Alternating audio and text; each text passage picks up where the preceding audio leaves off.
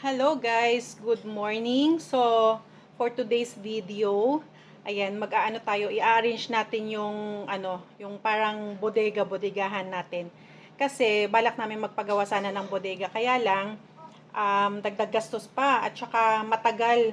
So, inisip ko na lang yung temporary na pinaglagyan ko ng yung dito sa my terrace, gawin ko na lang siyang bodega. So, kung makikita nyo, open siya, di ba? Labas tayo. Tensya na maingay yung may dumaan na eroplano. So kung makikita nyo, open siya, 'di ba? Tapos luma na kasi yung yung diyan, yung green na roof natin. Marami na siyang butas-butas. So inisip ko na lang na pa-coveran ko siya para yung mga gamit dito sa loob, hindi siya mababasa kapag dumating yung malalakas na ulan. Kasi pag malakas na ulan at may kasamang hangin, papasok yung anggi. So, yun ang iisip ko, pakoveran ko na lang yan sa labas.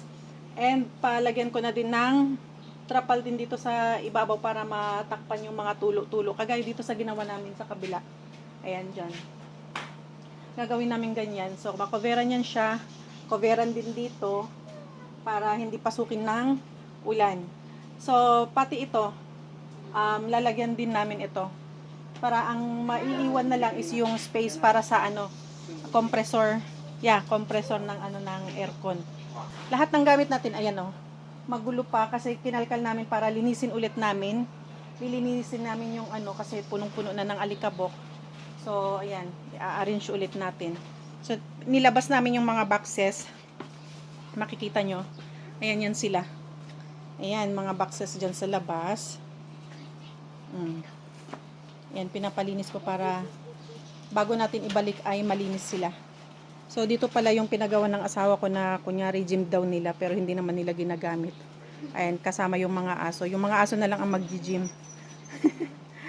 Ayan ang ating princess. Ayan, so, yun ang ating project ngayon. So, sana, pag alam ko magkukulang ito, so, kailangan ko pang mag-order ng additional na trapal para dito sa karugtong. So yan. Ito basurahan. Ayan. Nakikisali si Bella. Bella tot. Ayan. Ayan yung gate man. Si gate. So, ayan, update ko na lang kayo ulit mamaya pag naayos na natin to. Papakita ko na lang kapag naayos na. So, ayan guys. Medyo bitin yung ating tarpaulin talaga. Ayan, ilagay na namin.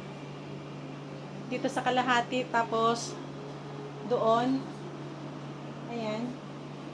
Hanggang doon sa baba. Pero, hindi pa talaga nalagyan yung dito sa gilid.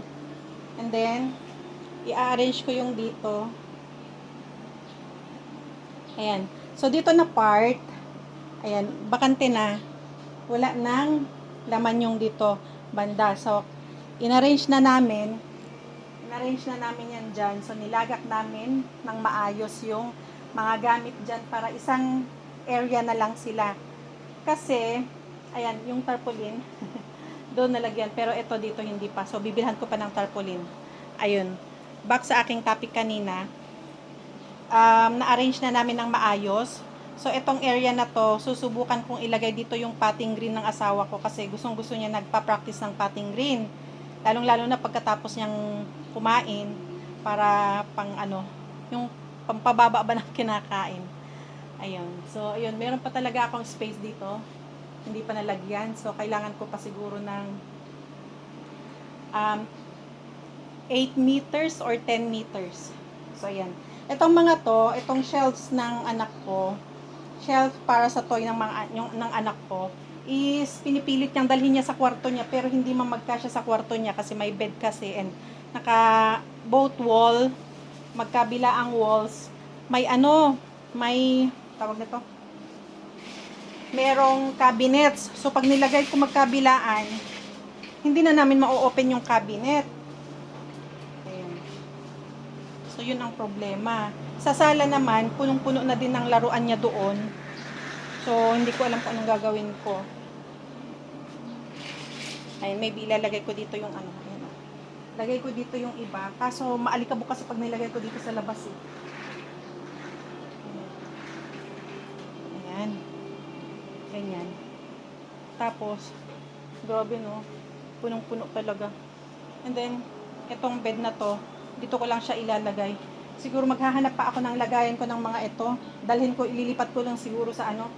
Itong mga to. Lipat ko dun sa may garahe. Puno din kasi dun sa may garahe eh. Kaya yun. Mga payong. Ayan. So, yan ang update ko ulit ngayon. Hindi ko alam kung makakapag-update pa ako mamaya. Ayan, pawis na pawis ako. Ayan. Hindi ko alam kung makapag-update pa ako mamaya. Kapag hindi na, ayan, magpapasalamat na lang ako in advance. Medyo maingay, may dumaan na namang eroplano. Malapit kasi kami sa airport. So, maraming salamat sa panonood and sana hindi kayo mag-skip ng ads. Yan, thank you so much sa mangingilan-ngilan na nagsusubaybay sa aking videos. Kahit na kokonti lang tayo, mapapasaan pa at dadami rin tayo. Ayan. Hinay-hinay lang. Okay, see you.